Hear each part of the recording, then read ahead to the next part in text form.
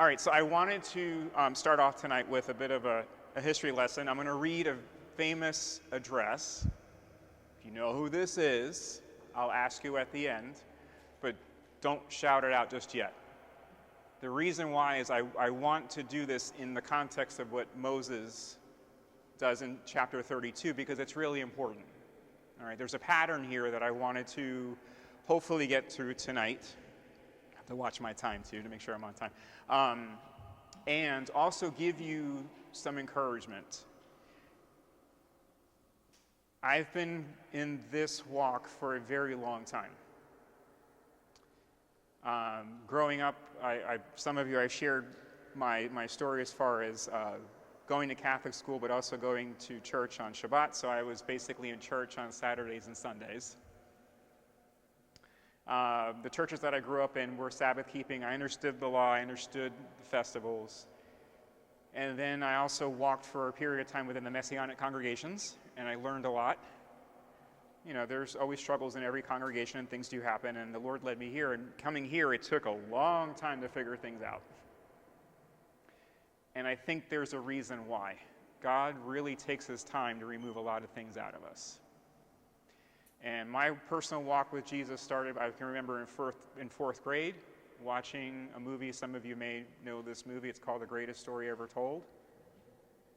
I was in fourth grade in St. Mary Magdalene, sitting in the cafeteria, watching that movie while everybody else was chit-chatting and talking during Holy Week, and I'm watching the movie and my eyes are glued. Because I knew the story of Jesus. I knew about him. That was the first time I watched him crucified in the movies. And that was it. I lost it. That year, I had First Communion, and you know what song I picked as the communion song? It's an odd one for a Catholic to pick. O come, Emmanuel. The Lord was talking to me a long time ago about certain things, and he led me along a very long way. And then as I prepared for this Torah portion, there are times when you read the scriptures, and I really appreciate the opportunity to teach, because when you teach, you learn. And God really put some pieces of the puzzle for me together about what he's doing. So for those of you that might be struggling and trying to figure out, why do we support Israel? What's this walk? How does our relationship with Jesus fit into all of this?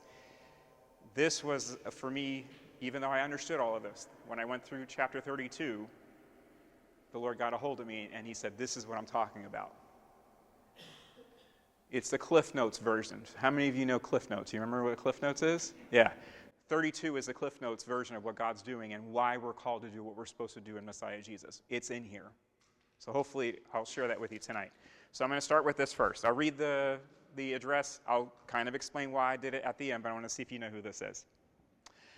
It says, I have already intimated to you the danger of parties in the state, with particular reference to the founding of them on geographical discriminations. Let me now take a more comprehensive view and warn you in the most solemn manner against the benefit or the baneful effects of the spirit of party generally.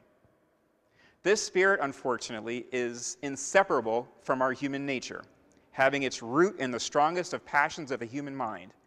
It exists under different shapes in all governments, more or less stifled, controlled, or represented.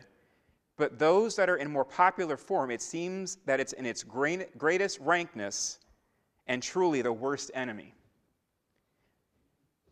The alternate domination of the faction over one another, sharpened by the spirit of revenge, natural to party dissensions, which in different ages and countries has perpetuated the most horrid enormities, in itself a frightful despotism.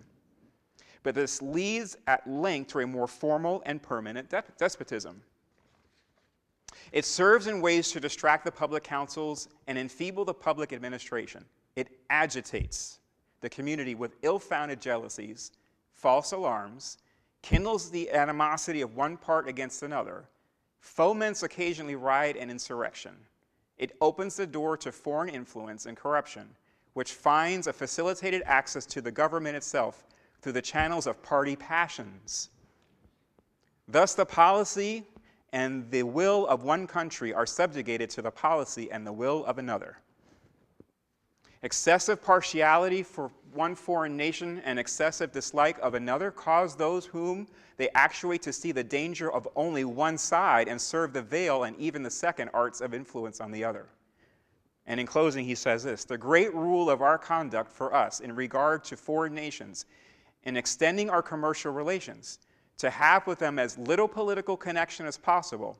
So far as we have already formed in these engagements, let them be fulfilled with perfect good faith, and here let it stop.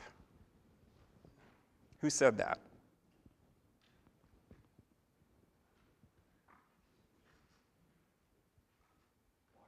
George Washington. His farewell address, 1796. What was he warning us of? Huh? Tangling alliances, party affiliations. Right? What does party affiliations do? Causes division. Okay? And we're seeing it now. I mean, he said this, 230 years ago. And we are now living in the fulfillment of what he warned us against. And why? Now, I have a party affiliation because in the state of Florida, to vote, you kind of have to. It's like, sometimes I don't want to, but the reality is you have to affiliate to vote in the primaries. But the reality is we've seen both political parties in this country become excessively divisive because it's party first, right? And that constant conflict between each other just continues to grow because without the kingdom of God mindset, when the world walks in this way, we're constantly looking to be at odds with each other and to create conflict because he says the spirit of this creates conflict. That spirit that he's relating to is rebellion. There's no peace. It's just constant agitation, right? Solomon says in Ecclesiastes, there's nothing new under the sun. What's been done before, we're going to do again. So it's interesting that Washington said this, but the reality is he understood human nature. And when you have a biblical mindset, you know that, right? God even shows it throughout the scriptures. We are incapable of ruling ourselves. We're going to fall apart, even the best intentions, right? Okay? So we're challenged here today to consider that. So if you think about it, what was the famous question that Benjamin Franklin was asked when they left the Constitutional Convention? You know who that question was? Elizabeth Willing Powell asked him, well, doctor, what have we got, a republic or a monarchy? What was his response? A republic, if you can keep it. He knew. John Adams said the same thing. Our Constitution was made only for a moral and religious people. It is wholly inadequate to the government of any other. Amen. Why is that? Because the men understood as frail and as wrong as they were about their own, in other words, just their own human nature was wrong. They weren't perfect, right? But they understood that God is the one who authors peace, he authors the reality, and he offers a kingdom. We can't govern ourselves. We have to be in a position where we understand that we are not governable on our own, right? Now, contrast this with a little bit. Moses also has a farewell address, and it's here in this chapter. But it's different. It's very different. Okay? He warns of this, the same spirit of rebellion and the cost of disobedience for the children of Israel. You're going to see that. We're going to go through this because I want you all to see it and see the pattern, but the beauty of what he does here in this speech. Now, I don't know when Moses gave this speech if this was completely God's revelation to him, and he just spoke the words, or this was revelation by God, and what he did was he just took all the information that he had, and he said, this is the last opportunity I'm going to have to speak to the nation, and I want you all to hear this. I want to declare this in front of all of you so that generation after generation, when you go through this Torah and you read it, you come back, because I know what you're going to do. You did it during the wilderness, you're going to do it again, because that's human nature. We always have a period of time where there's success, and there's going to be failure because human nature says we can only go so far ruling ourselves. Because eventually we're going to rebel. Eventually, it's happened in this congregation. It happens in every congregation. Why? Because the spirit of rebellion comes in and it steps in and says, I know a better way. Okay? But here's something a little bit different. There's several important aspects of this farewell address that Moses gives that's different than any other farewell address. There's hope. There's forgiveness. There's shalom. There is a fulfillment of a promise of a complete deliverance that's yet to happen, and an eternal kingdom with a new heaven and a new earth. All of this is in this chapter. So we're going to cover that tonight. So I'm primarily going to stay in Deuteronomy 32. I might jump to chapter 34. I don't think we're going to do chapter 34 next week because we're in the middle of Sukkot, and then we start Genesis right after that. So if anyone's covering Deuteronomy, we do cover it. Sorry, I'm going to cover a little bit of that here. And if we don't, great, then we can just go on to Genesis after that. Okay?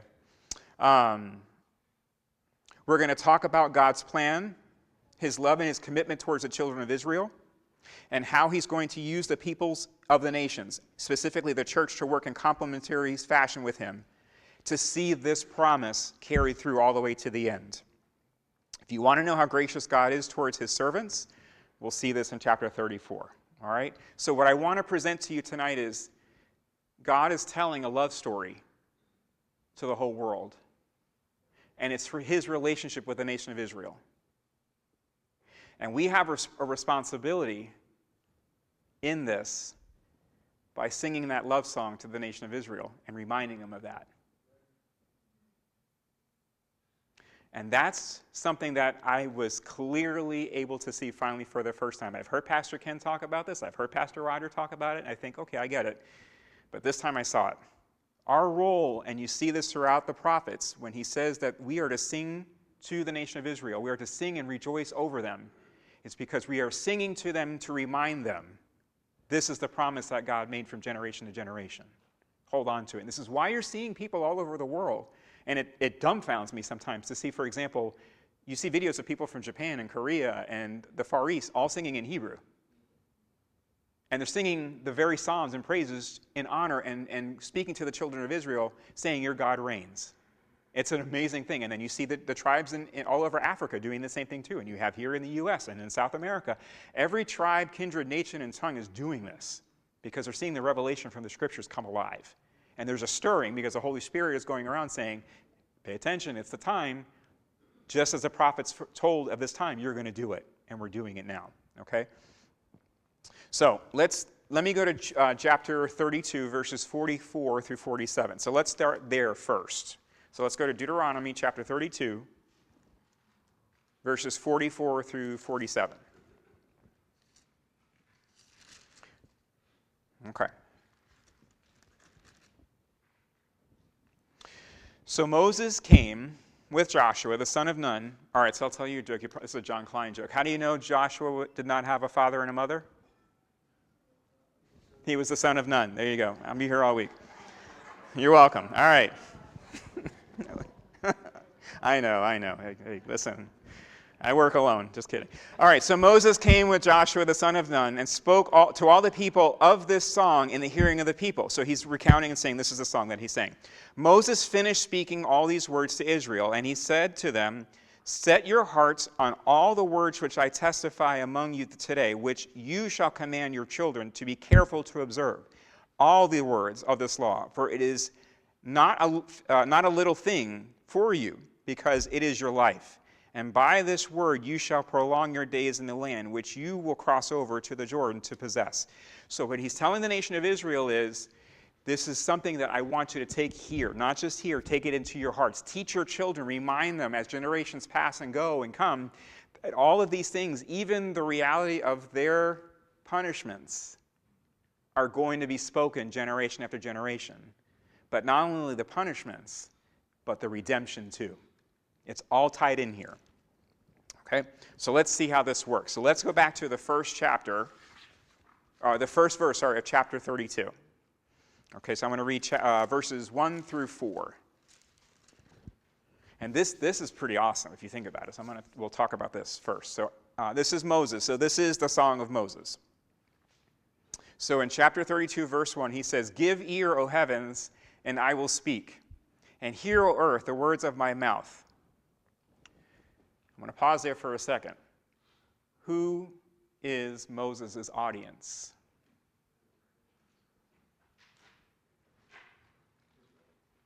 Not only Israel, heaven and earth. He has the attention of the heavenlies in this one.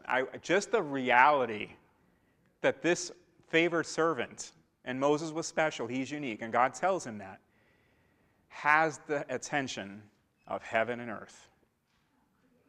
All of creation. That's right. So he says, give ear, O heavens, and I will speak. And hear, O earth, the words that of my mouth.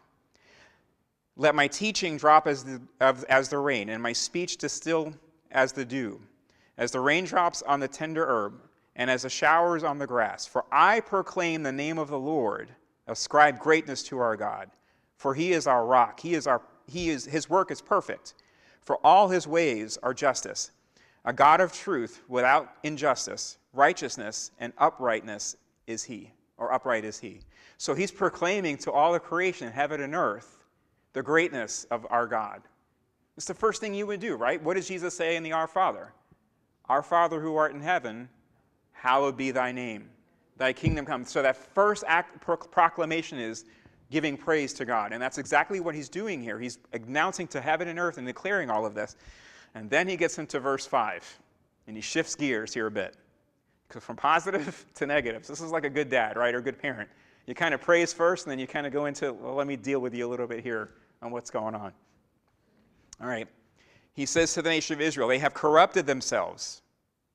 They are not his children because of their blemish, a perverse and crooked generation.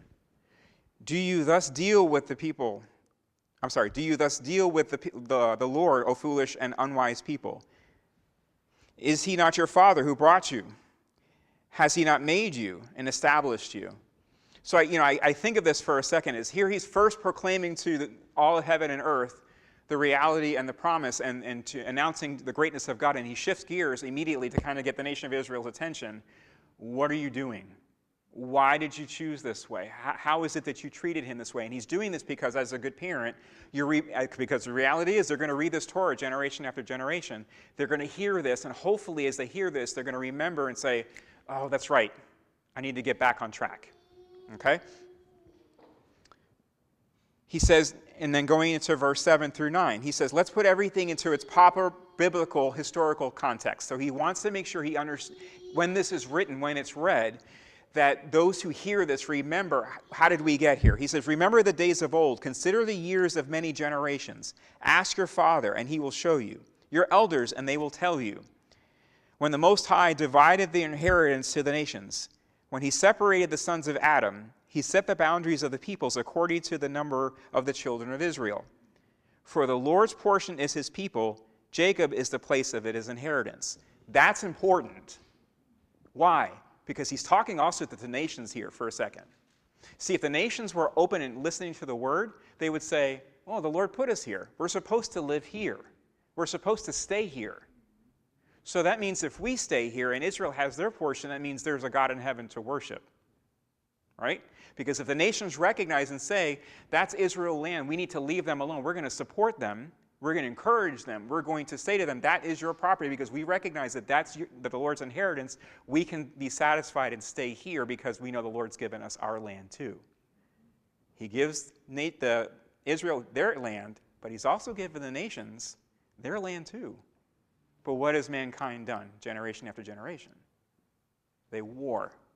They take over. Empires rise. They seek to conquer and destroy because they want the world's money. They want to have rule over the earth. So they go against God's kingdom. They're striving against God's kingdom. All right? Let's continue a little bit.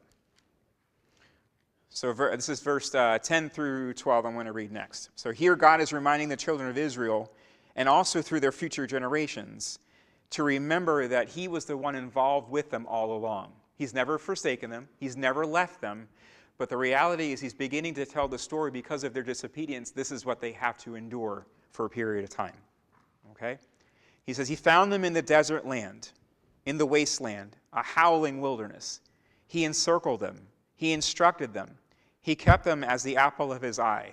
As an eagle stirs up its nest, hovers over its young, spread out its wings, taking them up, carrying them on its wings. So the Lord also led them, and there was no foreign god with him. So we've read before where God basically tells through Moses, I'm the God that led you out of Egypt. There's no other God that did that. What God is so close to you that walks in your midst? So there's this constant reminder. God's calling to Israel, remember, it was me. Remember, I was the one that carried it out. Remember, I was the one that set you away from your oppressors. I brought you into this land. I want you to remember that. Even in your disobedience, when I have to remove you from the land, you're going to read this again and you're going to remember, I still love you. It was me who took you. I'm not forsaking you. You're going to have to deal with the punishment because of your sins, but I'm going to call you back and I'm going to bring you home. Okay? And you're going to see this in here. So this is the beauty of this scripture, that yes, there are these difficult things Israel has to hear, just like any child hears from their parent. Look, you did something wrong. You got to deal with the consequences. And the consequences are going to hurt. But I still love you, and I'm seeking your repentance, and I want you to come back. So this is why Israel, when they go through and they read the Torah generation after generation, and when they were in the diaspora, the longing was to always go back to Jerusalem and back to Israel, because they knew. They just didn't know the time, but they knew because it's here. Okay? Now, verse 13, it says, He made him ride in the heights of the earth, that he might eat the produce of the flocks. He made him draw honey from the rock, and oil from the flinty rock, curds from the cattle, and milk from the flock, with fat of lambs and rams of the breed of Bashan, and goats, with the choicest of wheat, and you drank the blood of the grapes. So, this picture I would think possibly is during the time of David and Solomon, because this seems to be the time when Israel was the most wealthy. Now, it could be other times too, but I'm just kind of maybe imposing a little bit of time that I probably think this could be. It could be another time, maybe also in the future. But I think the reality is this was probably the time during King Solomon when Israel was just wealthy beyond measure. But what happened? It says, Israel, Jeshurun grew fat and kicked. You grew thick. You were obese. Then he forsook God who made them and scornfully esteemed the rock of his salvation. They provoked him to jealousy. Now, hold on to that, because I want you to underline this a second. They provoked him to jealousy with foreign gods. With abominations they provoked him to anger. They sacrificed to demons and not to God. To gods they did not know. To new gods and new arrivals, that your fathers did not fear. Of the rock whom begot you, you are unmindful, and have forgotten the God who fathered you. That's tough. That's really tough. God's taking offense here. He's saying, you're completely forgetting about me. Right? So in Solomon's time, we see this to the greatness that because he had multiple wives, we know that he just completely allowed foreign gods to come in, not only into the temple, but all throughout the nation of Israel. And then you obviously had the split of the nations, and they continued in that idolatry of bringing in foreign gods. Because they became fat. It's easy, when times are easy, to forget God. And we have that in our own life sometimes. All right? We have it in this nation. I mean, don't get me wrong. I am so grateful to God I was born here. But the reality is we don't understand the struggle of other people who are dealing with real threats on a daily basis. We are so blessed to be here. We are so blessed to be here. And I will tell you, there is not a day that goes by that I wake up, and I'm honest, I will tell you this, I thank God that I'm alive and I'm here. But it doesn't take away from the reality that I know this is not my home, this is not my place. Okay, I know that he's establishing a kingdom, and I'm grateful to be here now to be able to do what I'm doing right now and being able to testify and witness and be able to share with you in the hopes that also as we do the same, we share with the community, recognizing that this kingdom, this nation won't last forever either. But his kingdom is going to. All right? So we have to be careful and mindful that, yes, we're blessed and it's easy, but we have to remember that it's easy to go down this slippery road too, to become fat and complacent too. And I think the Lord kind of reminded us of that last night. So hopefully what we heard last night, and also in the encouragements that we heard, but also the admonishments we heard too, is to consider what he wants us to do. All right, verse 19, it says, And when the Lord saw it, he spurned them, because of the provocation of his sons and his daughters. And he said to them, I will hide my face from them. I will see what their end will be, for they are a perverse generation, children in whom there is no faith. They have provoked me to jealousy by what is not God. They have moved me to anger by their foolish idols. But, and this is where the story shifts a little bit. He says, I will provoke them to jealousy by those who are not a nation. I will move them to anger by a foolish nation. So God's kind of playing around, not playing around, but he's kind of going back and forth here. He says, okay, fine. You've provoked me to anger over what you've done. And I'm really upset that you've chosen to go this way. So tell you what I'm going to do. I'm going to stir up within the nations a people who are not a nation. And I'm going to allow them to provoke you to jealousy too. All right? How does that work? Well, let's look. All right, let me get my notes in line because I went ahead a little bit. Let's go to Romans 11.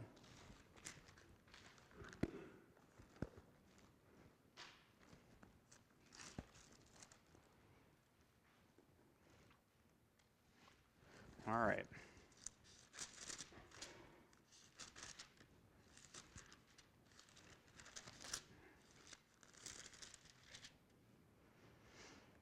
Okay. And then I want to read, let me make sure I'm in the right spot.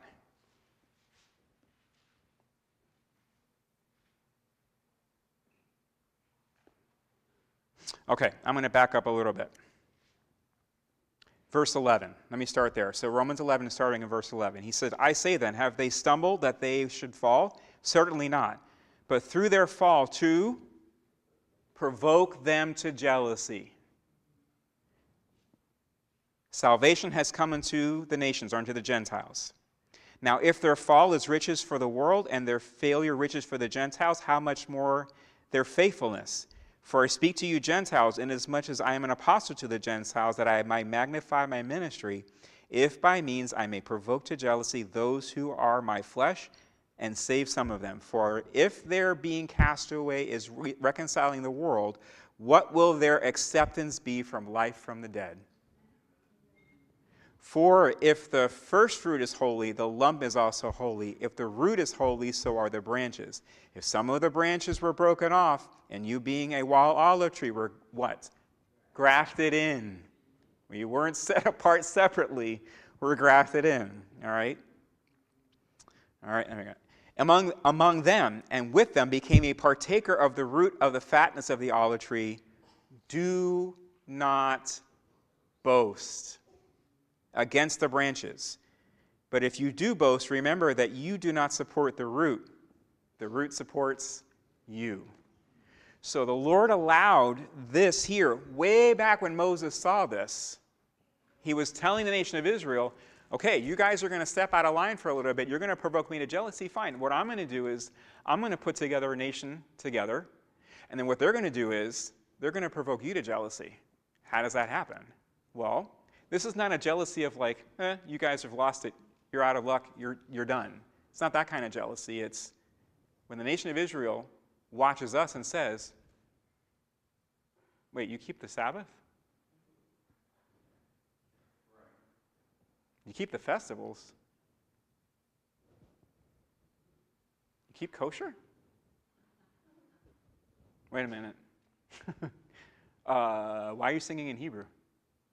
Those are the Psalms. That's speaking about us. That's our redemption. Oh, that's right. God talked about that. He told Moses that this would happen. Isaiah speaks of it. David speaks of it, that there would be tribes and peoples and nations from all over the world would sing and tell the nation of Israel, your God reigns. See, that jealousy is not a jealousy of hatred. It's not a jealousy of telling them you're not worthy. You're lost. Jesus is forgetting about you. You're not salvageable. It's, your God's pretty awesome. And he decided through his son to allow us the opportunity to partake in this celebration with you guys. And we love it. And we know you do too. You just forgot your way. Let's get back on track.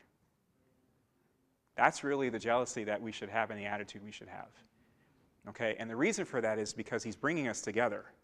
And we have the beautiful opportunity for those of us who have been to Kedemim to see that in reality as a family. As we go about and travel around Israel. Why? Because we have face-to-face contact with them. We have the ability to go and tell them and love on them and speak to them and tell them, hey, all the things that it says here is true. All right? The reason why they recognize us is because they recognize the Jesus that we speak and we act like is the one that Moses said in Deuteronomy. What did Moses say concerning the prophet? I will put my words in his mouth, right? And he'll speak those things according to the ways that I want him to, right? What was Philip's confession in the Gospel of John when he came to see Nathanael? You guys remember? We have found the one that's spoken of in the prophets and the one that Moses spoke about, Jesus of Nazareth. How did Nathanael and Philip know that? Because he talked like him, walked like him, and acted like the one that Moses talked about. How do they recognize that in us? Because we talk just like he does, we walk just like he does, and we say the same things. We're his body. And as he leads us and guides us to say those things, the nation of Israel says, there's something different about you. The nations say to us, there's something different about you. Yeah, it's not. And then, I'll hold on to that. I will, yes, in some ways, but I think it also is a compliment because as the nations start waking up and they start taking the responsibility that they're supposed to, that God says they're supposed to, then the body starts to form and grows. And that's why you're seeing revival throughout the world. People are grasping this. They're waking up, and they're seeing it. And they're beginning to, over the last, 20, 30 years maybe? I know it's not been very, very recent, but it's starting to grow. The nations are coming to Israel. They're understanding their role. They're understanding they're supposed to sing praises. They're understanding that they're supposed to support Israel. And look, the government's not perfect. Everything in the land's not perfect. I get that. That's the politics. I ain't talking about the politics. I'm talking about the reality of the promise of the kingdom and what God said was going to happen. And when Israel hears that, they know because it's spoken of here. And that's why we're in that place to be a support to them. All right? All right, I got off track just a little bit. Hang on with me.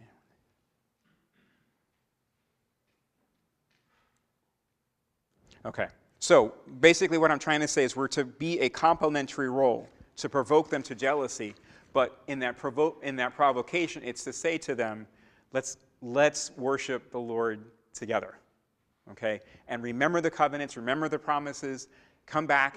We're still separate. We're not exactly the same because obviously Israel has their role and their responsibility. We have our roles and responsibilities, but God's bringing us together. And I'll kind of show you how that ultimately comes to its final climax in the end. All right, so let's look at verses 23 through 28. So here come the promises of what's going to happen to them because of their disobedience. But there's also another verse in here that's also important to pay attention to. So verse 23, it says, I will heap disasters on them. I will spend my arrows on them. This is tough. They shall be wasted with hunger, devoured by pestilence, and bitter in their destruction. I will send against them the teeth of the beasts, with a poison of serpents of the dust. The sword shall destroy outside. There shall be terror within, for the young man and for the virgin, the nursing child with the man of gray hairs. I would have said, I will dash them into pieces. I will make them a memory among them and ceased from among them. Had I not feared the wrath of the enemy, lest their adversaries should be misunderstood, lest they should say, our hand is high, and it is not the Lord who has done all of this. So here is the admonition here. The Lord recognizes, and this is a beautiful thing. How many of you have gotten or had the opportunity where your children were chastised by somebody else and they overstepped their bounds? In other words, you as a parent knew your kid did wrong, but somebody else is chastising them, and you're thinking, that's my kid. You don't punish them that way. That's my job. Right. That's what God's saying here. He's recognizing and saying to the nations, I'm the one punishing them. You let me handle it. Don't get it in your hearts and in your minds that it's your job to do it and say you're the one that accomplished it. That's what he's saying here in the last line. It's not the Lord who has done it, all of this. So why do you think we struggle with this? Because I guarantee you the whole world knows this. They know. They understand the scriptures. The problem is they want to fight against it. They want to kick against it. But the reality is God knows, and he made a promise that, yes, I'm going to do these things. I'm going to punish them. But it is your job to let me do it. And if I give you the responsibility to partially carry this out, you don't go beyond what you're supposed to do. And unfortunately, there have been many empires and many leaderships who, over the generations, who have tried to destroy the nation of Israel. They overstep their bounds, and God's going to deal with it. He's going to deal with it. Okay? Now, he's allowed it, and I will ask him this question. It's one of my questions that I have in a long list of questions. Why did you allow it to go this way? Why did you allow generations to go endure this? He might just look at me and say, because that's how I was going to do it. It's tough to be a people that's been in the diaspora for thousands of years, right? Being removed, having to move to nations and to areas that they would never see their families again, having to endure all of the atrocities they've had to deal with over the generations, and yet cling to the reality of God hasn't forgotten us. We're going to stick this through. What perseverance. What perseverance. But the reality is, I'll give you an example of where this happened. Cyrus, although he was called by God, what did Cyrus tell the nation of Israel when it was time? Go home. He recognized, okay, this is probably, you're done. God punished you for long enough. Go home. Go rebuild the temple. Go do what you're supposed to do. What a beautiful picture. That's the reality. That's why Cyrus probably was clued in. He may have had to talk with his sages or whatever, but he was aware of the scriptures, and he knew, okay, the time's done. Punishment's over. You're out of timeout. Go home. Go rebuild. What a blessing. What if other nations actually did that? And they recognized, okay, the Lord's given us an opportunity to maybe carry this punishment out a little bit, but what's the line we're not supposed to cross? And then we tell them, okay, go back. What a different world we could be in. But the world doesn't want to do that. The world's basically saying to Israel, now you're done. We're going to destroy you. And God says, you're not doing that. That's not your job. It's not your job. And I'm going to deal with you in a certain time, and you're going to hear from me. I don't want to be on the other end of that. Because in the book of Hebrews it says, it's fearful to fall into the hands of the Lord. I don't want that. So I want to make sure I'm on the right side. I want to make sure I'm paying attention to what he's doing and being the encouragement and not the discouragement. Okay? All right.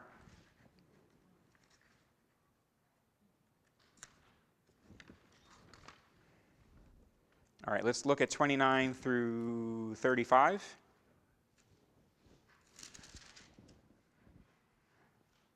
I already covered that, didn't I?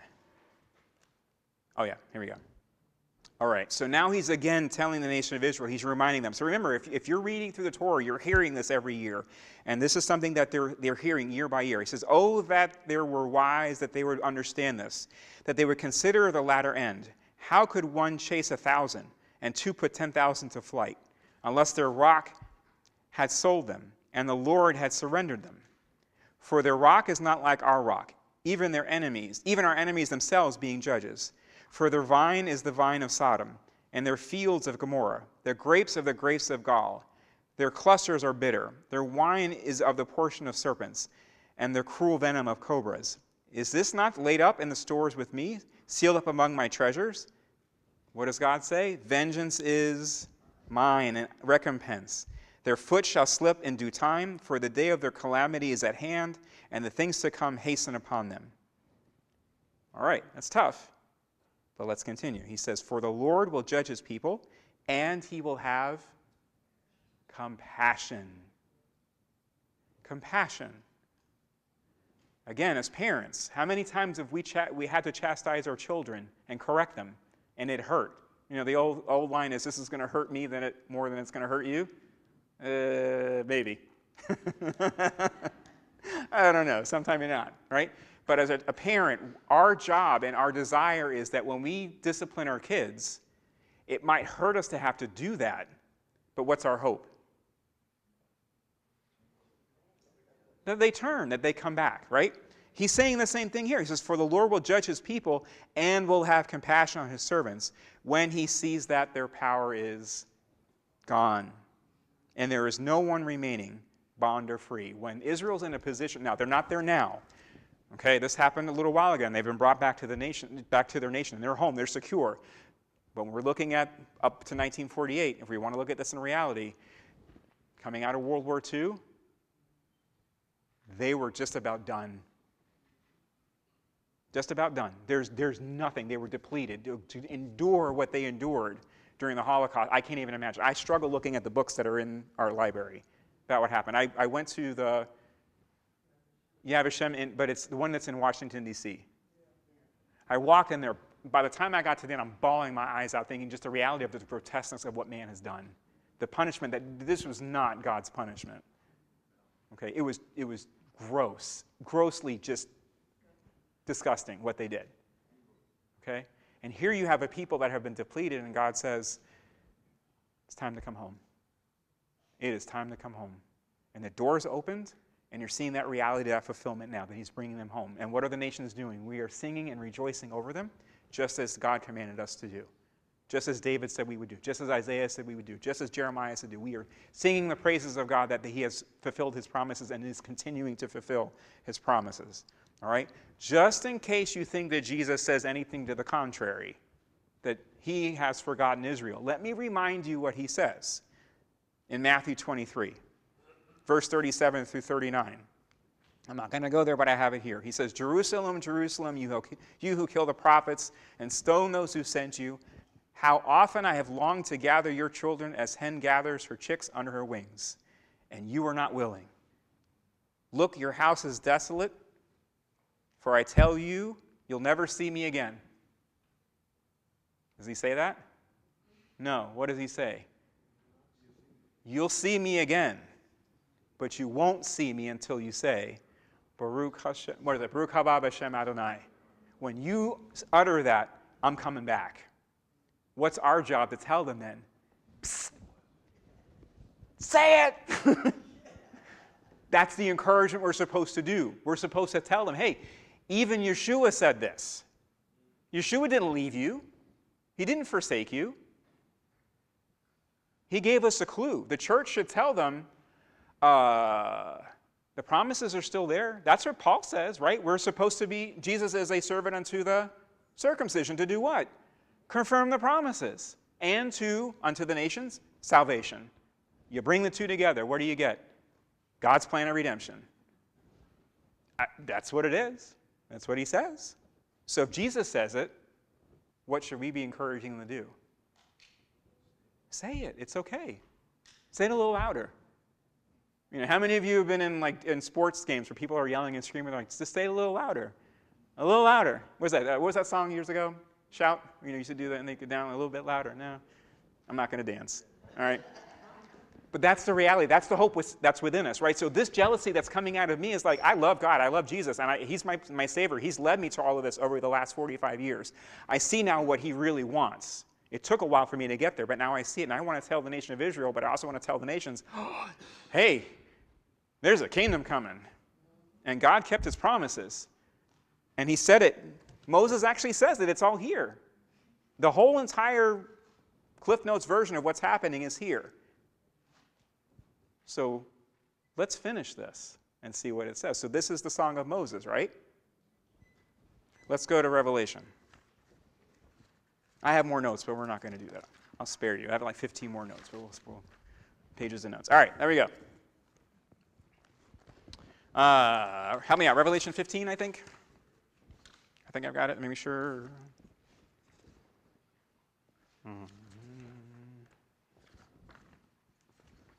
Yeah. All right, so remember the first 4 verses what Moses said? He's declaring to the heavens and the earth, right? He's extolling God's greatness. All right? So Revelation 15. If there's any question that it's God's desire for us to be walking together, let's see what it says here. Let's see if we can put this into context. All right, so I'm going to start in 15, verse 1. It says, Then I saw another sign in heaven, great and marvelous, 7 angels having the 7 last plagues. For in them the wrath of God is complete. And I saw something like a sea of glass, mingled with fire. And those who have the victory over the beast, over the image, and over his mark, and over the number of his name, standing on the sea of glass, having harps of God, they sang the song of Moses, and The song of the Lamb. What are they declaring here? Great and marvelous are your works. Just and true are all your ways, O King of the saints. Who shall not fear you, O Lord, and glorify your name? For you alone are holy. For all nations have come and worshiped before you. For your judgments have been manifested. What did Moses say? He's saying the same thing.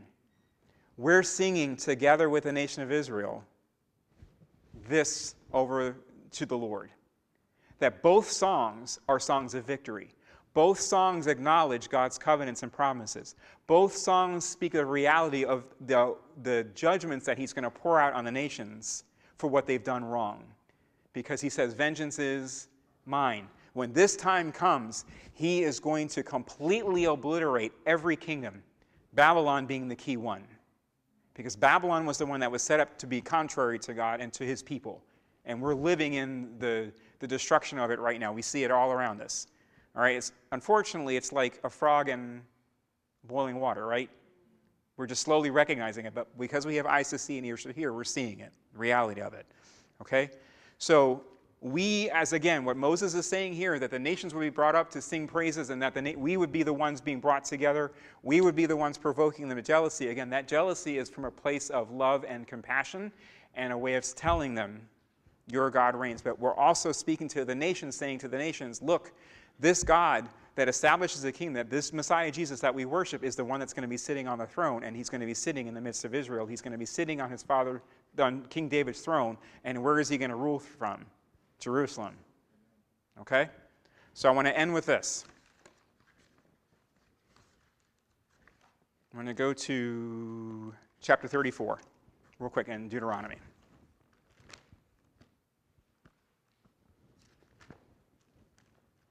Okay.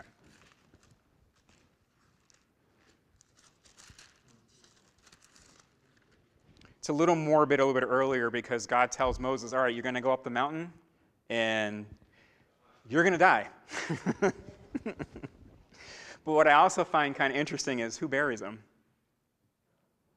Supposedly God does, right? So I remember Pastor Ken used to always say, well, did he really die? Because every time you try to probably put him back down, he'd come back up alive again. I mean, it's like, no. All right. All right. So he says in verse 4, he brings Moses up to the mountaintop and he tells him, the Lord said to him, this is the land which I swore to give to Abraham, to Isaac, and to Jacob, saying, I will give it to you and to your descendants. I have caused you to see it with your own eyes, but you shall not cross over there. All right, now that's tough, right? It's tough. But that's not the end of the story. Let's go to Luke 9.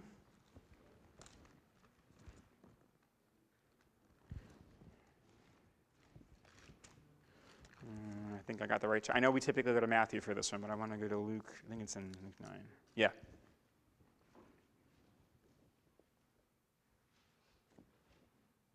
All right. So we're in Luke chapter 9, starting in verse 28. He says, now it came to pass 8 days after these sayings that he took Peter, John, and James and went up the mountain to pray. And as he prayed, the appearance of his face was altered, and his robe became white and glistening. And behold, two men talked with him, and they were Moses and Elijah.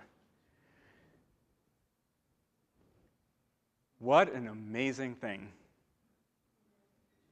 Because God told him, you're not going in the land, right?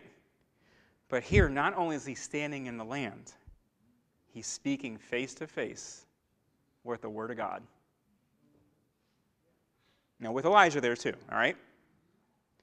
Who appeared in glory and spoke of his decrease, which he was about to accomplish at Jerusalem. Matthew doesn't say this, Luke does. This is what, and thank God for Luke, because Luke's very meticulous in what he writes. But this is what the reality of what we understand happened here. This was Moses and Elijah telling him, it's time to go to Jerusalem. Moses remembers, I'm just going to put a little bit of my own thought in here. I am sure what ran through his mind was Exodus 12, the Passover. And maybe what he told Jesus was, you shall take a lamb, unblemished, and it will be sacrificed. And you will put the blood on the doorposts, and I will pass over you. Jesus, it's time for you to be the Lamb. What a marvelous God we serve. That even in Moses' disobedience, and rightfully so, he had to be I don't want to say the word judge. He had to be, say it again? He had to be, he had to suffer a consequence for what he did, because the Lord said, I'm doing this because you chose to not follow what I said in the midst of my people. So he had a very important responsibility, and because of what he did, he outstepped his bounds. God had to pronounce a judgment over him. He couldn't get away with it. But what a beautiful thing, the reality that he said, okay, Moses, I'm going to allow you and Elijah to go and talk to my son at the right time, and the very thing that I told you in Exodus is now his time to do this. Go encourage my son, and I'm going to allow you to do this standing in the land. I mean, what an amazing Father we serve. What a compassionate Father we serve. So, with that encouragement, as we celebrate the Feast of Tabernacles this week, be mindful that yes, Jesus is returning. His kingdom is coming. The millennial reign is very, very close. But he's coming, and he's coming to his home. He's going to be in the midst of his brothers and his sisters. And the nation of Israel is going to rejoice. And the nations are going to come up year to year to celebrate, not here, in Jerusalem. And I'm looking forward to that day. So I hope we consider this and what Moses is saying here, that we continue to worship and serve the God of Israel in Messiah Jesus, being grateful and thankful for the blood covering that we have. And on top of that, the privilege to be chosen in our sinful state, to be cleansed. And he says, I want you to go and sing. Just as Moses was given the opportunity to speak face to face with Jesus and say, go do your job, that we have the responsibility to go to Israel and say, be his people. Remember the covenants. Stand in faith. He's coming, and everything that he promised in the law and the prophets is going to be fulfilled. And we're going to be right there with you, and we're going to be right there singing with you. Shabbat Shalom.